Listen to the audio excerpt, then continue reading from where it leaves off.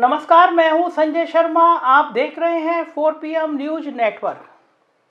पत्रकारिता करते करते ना बहुत सारी चीज़ें समझ में आती हैं और एक चीज़ मैंने महसूस करी पिछले 8 या 9 महीने से, जब मैंने यूट्यूब पे अपने फोकस करना शुरू किया। और आप देख रहे होंगे 8-9 महीने में 1-1.5 लाख सब्सक्राइबर बढ़े और व्यूज आप देखिए कि सारे प्रतिष्ठित चैनल जिनके 60-60, 70-70 लोग काम करते हैं, उनसे कहीं ज़्यादा व्यूअरशिप अपने वीडियो पे आती है। तो कारण क्या होगा? आप देखिए उनके सब्सक्राइबर भी 10 गुना 20 गुना, क्योंकि वो एक चैनल है, ग्रुप है, उस ग्रुप में 50-50 लोगों की टीम काम करती है और हम लोग बहुत सीमित संसाधनों में काम करते हैं, लेकिन व्यूअरशिप उन तमाम बड़े चैनलों से ज़्यादा रहती है।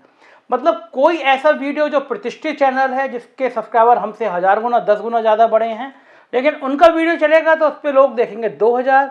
हप्पा लोगों का वीडियो चलता है तो देखते हैं लोग 40,000 50,000। ये सिर्फ आपके प्यार का नतीजा है।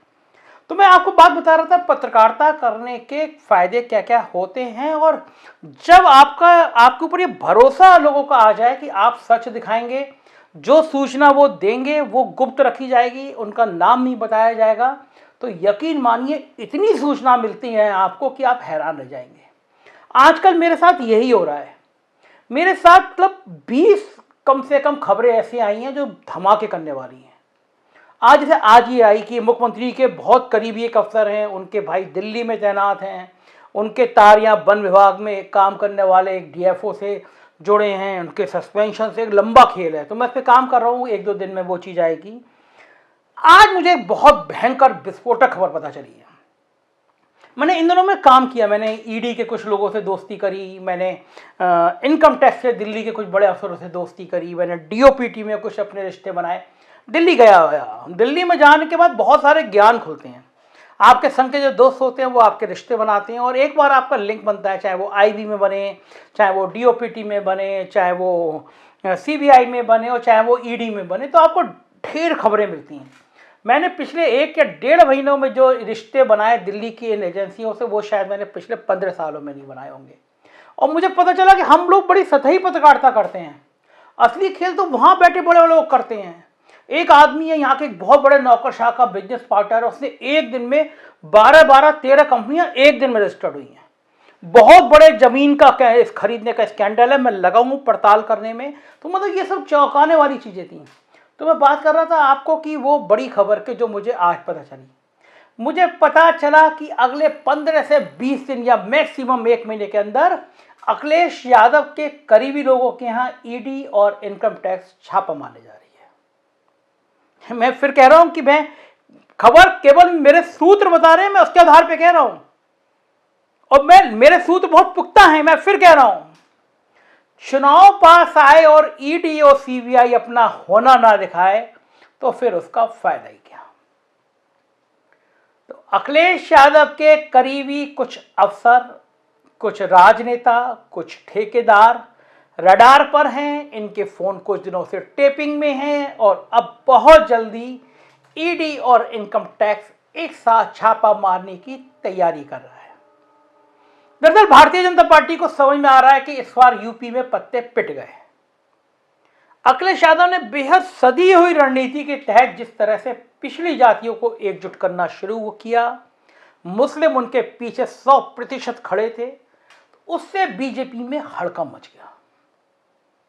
भारतीय जनता पार्टी समझ गई कि यह चुनाव उतना आसान नहीं है जितना आसान दिख रहा था। पश्चिम में किसान आंदोलन ने बिल्कुल खून पसीना निकाल दिया है। इस संभावना पर भी विचार किया गया कि अगर तीनों बिल किसानों के वापस ले लिए जाएं तो क्या बीजेपी को फायदा मिल जाएगा। सर्वे कराया गया, इंटेलिजेंस से सर्वे कराया गया।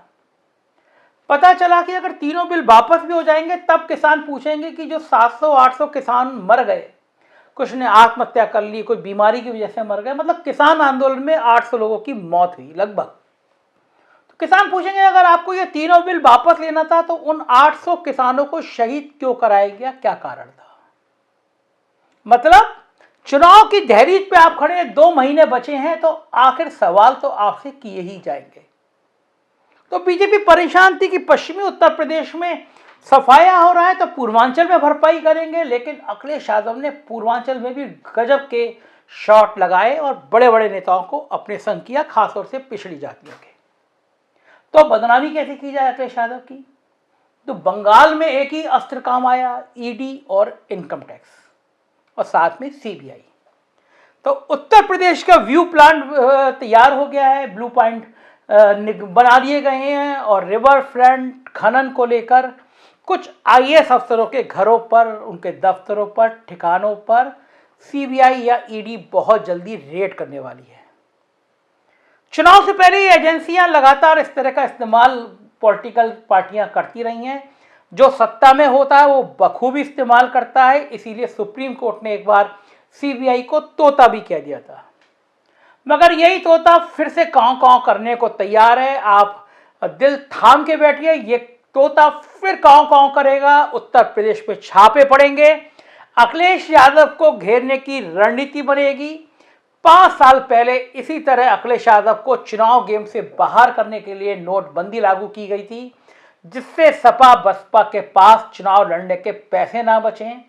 इस तरह का ब्लूप्रिंट फिर बनाया जा रहा है कि अखिलेश यादव को घेरा जाए, ईडी, सीबीआई, इनकम टैक्स के छापे पड़ाए जाए, उनके करीबियों के छापे पड़े, जो कुछ मिले उससे ज़्यादा प्रचारित किया जाए, बदनाम किया जाए, किसी तरह से अखिलेश यादव को फोकस किया जाए। अखिलेश यादव भी जानते हैं कि आखिर में जब बीजेपी चुनाव हारती है तो 2 ही फार्मूले अपनाती है, या तो हिंदू मुसलमान या ईडी, सीबीआई और इनकम टैक्स।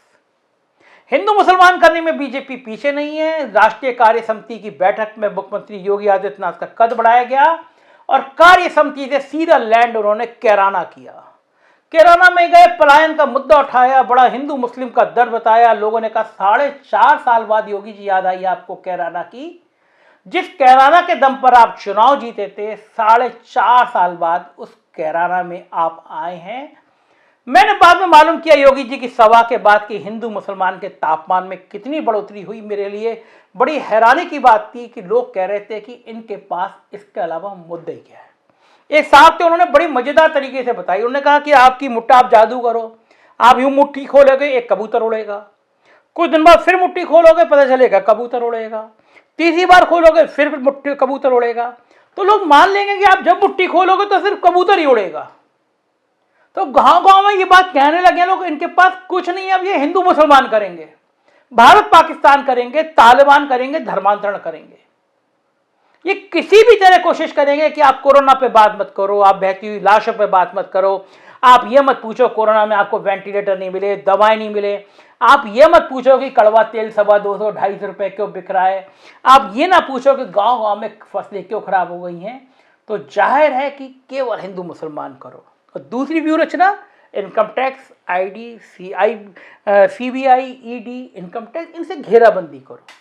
तो राजनीति में कभी कभी ये हथकंडे उल्टे भी पड़ जाते हैं, जनता की सहानुभूति दूसरी तरफ भी चली जाती है, लेकिन जनता है, कुछ भी कर सकती है। हम देखते हैं कि ये खबर सही निकलती है कि वास्तव में अखिलेश यादव के करीबियों के इनकम टैक्स के छापे पड़ेंगे, ईडी के छापे पड़ेंगे, या फिर प्रेशर इतना होगा, लोग समझ जाएंगे, दिल्ली सरकार समझ जाएगी कि इस छापों से अखिलेश यादव को फायदा हो सकता है, तो फिर इनको रोक दिया जाए। आने वाला वक्त ये बता देगा। आप देखते रहिए 4 PM।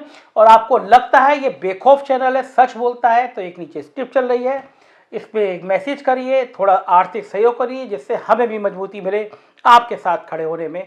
Thank you.